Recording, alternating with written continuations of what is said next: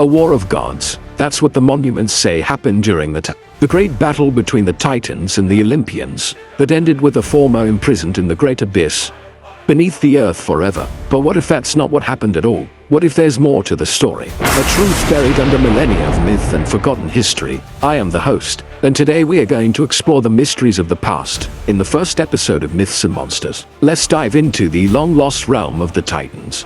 War is hell, as they say, especially when it's a war of gods. The Great Titanomachy was a conflict of truly epic proportions, involving divine beings who wielded the very forces of nature itself like weapons. It was a clash between two great races, the elder race of Titans and the younger race of Olympians. The Titans were born of Gaia, the personification of the earth, and Uranus, the embodiment of the sky. They were a race of colossal beings, possessing immense physical strength and primordial power over the natural world. Each Titan was associated with a specific element or force of nature, such as Enki, the Titan of water, or Kronos, the Titan of time. They ruled over the cosmos from their home in the great city of Elysium, until the Olympians rose up against them and overthrew them. The leader of the Titans was Kronos, who had gained the power of his father Uranus when he castrated him and took his place as the supreme ruler of the cosmos. However, Kronos was a paranoid and oppressive ruler, fearing that his children would one day usurp him just as he had done to his father. To prevent this from happening, he devoured each of his children as they were born, swallowing them whole so that they could never grow up and challenge it. But his wife, Rhea, was a kind and gentle and she couldn't bear to watch her children be destroyed in such a horrible way. So when their sixth child was born, a baby boy, she hid him away in a cave on the far side of the earth and tricked Kronos into swallowing a stone instead. This child was Zeus, and he was destined to be the leader of the Olympians and the supreme ruler of the cosmos. As Zeus grew in power, he freed his 5 siblings from their prison in their father's stomach, and together they waged war against the Titans. A war that would become known as the war was long and bloody, lasting for 10 years, and ultimately the Olympians were victorious. They chained up the Titans and threw them down into the great abyss beneath the earth, where they were trapped forever. With the Titans out of the way, the Olympians divided up the cosmos among themselves, with Zeus taking the sky, Poseidon taking the seas, and Hades taking the underworld. And that, according to the most popular versions of the myths, is what happened during the But what if there's more to the story? What if there's a hidden truth behind the myths that have been passed down to us through the ages? What if the Titans didn't lose the war? In fact, what if they won? The earth trembled as the colossal form of Atlas rose up to face his Olympian opponent. His eyes burned with the fires of 1,000 suns, reflecting the fury of a people betrayed. Around him, the other Titans roared their defiance, their voices echoing the sentiment of an entire race. They had been tricked, manipulated by the very beings they had welcomed into their midst, betrayed by the very Olympians they had embraced. But Atlas wasn't just any Titan. He was the Titan of the one who had carried the weight of the heavens on his shoulders for all eternity. But now he was waging a different kind of war, a war to reclaim not just the skies, but the very future of his people. His opponent was none other than Prometheus, the Titan turned traitor, the architect of the Olympian victory in the Titan. He had sided with the Olympians, teaching them the secrets of fire and forging powerful weapons that gave them the edge they needed to win the war. But Atlas didn't hold back. He unleashed the full force of his power, shaking the very foundations of the earth with each blow. Yet Prometheus was no slouch either. He dodged and weaved, using his cunning and intelligence to outmaneuver Atlas and strike back when he could. The two Titans clashed again and again, neither one able to gain the upper hand. But Atlas was fighting for more than just himself. He was fighting for his people, for his race, the Titans. Their survival depended on his victory over Prometheus, and as the battle raged on, Atlas began to tire. He could feel the power draining from him with every passing moment. He knew that he couldn't keep this up forever, but he refused to give up. He wouldn't let Prometheus or the Olympians win. Not while he had a breath left in him. He would fight. Yet, despite his valiant efforts, Atlas was slowly losing the battle. Prometheus was too quick, too agile. He was able to dodge Atlas's attacks and strike back with ease. And as Atlas's strength waned, his resolve began to crumble. He could feel the despair of his people weighing him down, the hopelessness of their situation crushing him like a burden. But then something unexpected happened. In the midst of the battle, Atlas heard a voice that seemed to come from nowhere and everywhere at once. It was the voice of his ancestors, the Elder Titans. the ones who had fallen in the Titanomachy. They were calling out to him, urging him to keep fighting, to never give up. Their voices gave him strength, renewed his resolve. And with a surge of adrenaline, Atlas struck back. He unleashed the full force of his power, sending Prometheus crashing to the ground. Atlas stood over his fallen opponent and raised his weapon high above his head. He could end it all right here and now. He could take Prometheus's life and avenge his people, end the Olympian threat once and for all. But as he looked down at Prometheus, he saw not just a traitor, but a fellow Titan, a member of his race, a being who had once stood side by side with the Titans. And in that moment of clarity, Atlas realized that killing Prometheus wouldn't bring back his people. It wouldn't restore the Titans to their former glory.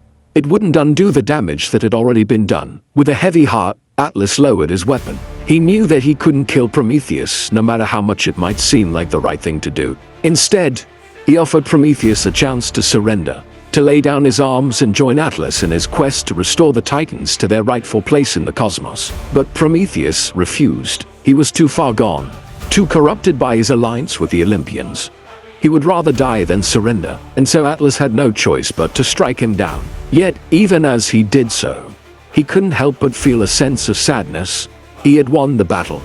But at what cost? The war was far from over, and he knew that he would have to face many more Olympians before he could claim victory for the Titans. But as he stood there amidst the carnage, surveying the battlefield, he couldn't help but feel a sense of pride. He had done what he had set out to do. He had defended his people, and he had avenged his race. He was a Titan, and he was proud. But as the dust settled and the echoes of battle faded away, Atlas knew that his victory was only the beginning. The war was far from over, and he had just taken the first step towards a long and perilous journey. He had to rally the Titans, unite them under his banner, and lead them to victory against the Olympians. It would be a difficult task, but Atlas was up for the challenge. He was the Titan of endurance, and he wouldn't rest until his people were free. The war was on. As news of Prometheus's defeat spread among the Olympians, a wave of fear and determination swept through their ranks. They had underestimated the Titans, and now they would have to pay the price. But they were not about to give up without a fight. Soon, a new challenger stepped forward, none other than Hephaestus, the god of the forge, the one who had created the weapons that had given the Olympians the edge in the teeth. He faced off against Atlas in the fiery depths of Mount Etna, the volcano that was said to be the home of the Cyclopes, the giants who had been imprisoned there by the Titans. The air crackled with energy as the two Titans clashed. Hephaestus was a master craftsman, and he fought with the precision and finesse of a blacksmith at his forge. But Atlas was a force of nature, and he fought with the raw power of the earth itself. Yet as the battle raged on, Atlas began to tire. He could feel the heat from the volcano sapping his strength, slowing him down. He needed to get out of there, break away from Hephaestus and regroup with his forces. But Hephaestus wouldn't let him. He was too eager to prove himself, to show the Olympians that he was more than just a blacksmith, that he was a warrior.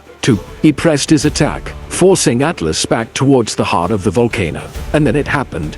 Atlas slipped, his foot caught on a loose rock, and he tumbled forward, crashing to the ground. Hephaestus seized the opportunity and struck him down, delivering a blow that would have ended the battle right then and there, if not for Atlas's resilience.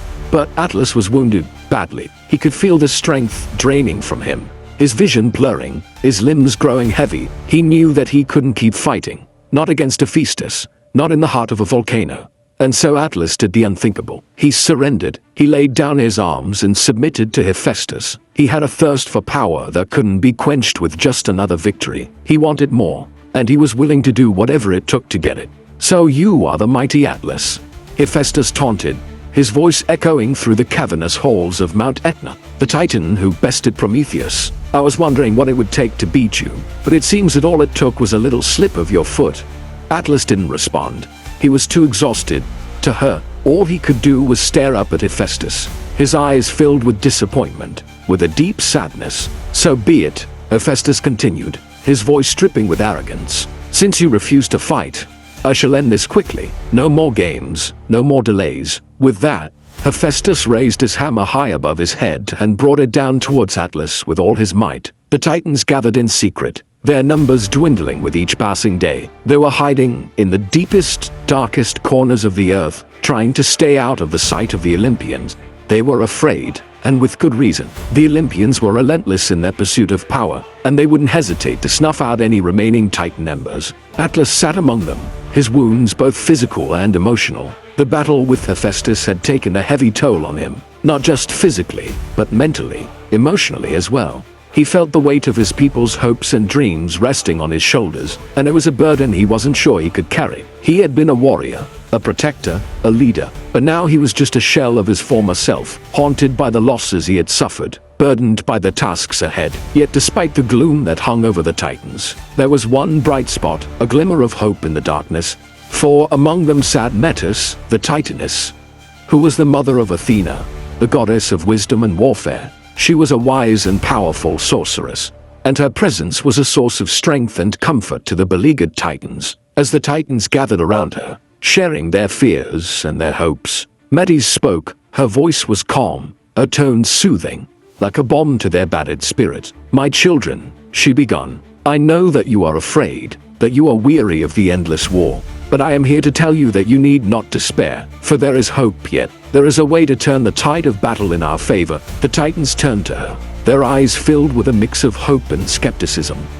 Could it really be? Was there still a chance for them to win the war? Or were they just grasping at straws, clinging to hope in the face of overwhelming odds? Metis continued, her gaze unwavering, her voice filled with conviction. "We have been fighting the Olympians with our strength, with our endurance, with our power over the elements. But we have forgotten the most important weapon of all, the weapon that has allowed the Olympians to gain the upper hand against us. Our knowledge." The Titans looked at each other, confused. What did Metis mean? How could their knowledge, their wisdom, give them the edge in a war against a physically superior Olympian? The Olympians have used their knowledge of prophecy, of strategy, of human psychology to manipulate us, to trick us, to gain the advantage over us, Metis explained. But we can use knowledge too. We can use our understanding of the natural world, of the forces that govern the cosmos to our advantage. We can harness the power of the earth, of the sky, of the seas to fight back against the Olympians. As Metis spoke, the Titans' eyes widened with understanding. They had been so focused on brute strength, on raw power, that they had forgotten the importance of knowledge, of strategy, of wit. But now, thanks to Metis, they were starting to see the light. They were starting to realize that they didn't have to fight the Olympians on their own turf. They could use their knowledge, their wisdom to outsmart the Olympians, to outmaneuver them, to defeat them on the battlefield. But then a question arose. How could they do it? How could they harness the power of the natural world to fight back against the Olympians? Metis smiled. She had an answer, and with that, the Titans followed her into the heart of the earth, where they were about to discover the key to defeating the Olympians and reclaiming their place in the cosmos. Join me next time as the Titans gather their forces and prepare for the ultimate confrontation with the Olympians. The fate of the cosmos hangs in the balance as the two great races prepare to do battle. But which side will prevail? Don't miss out on the next episode of Myths and Monsters. See you there.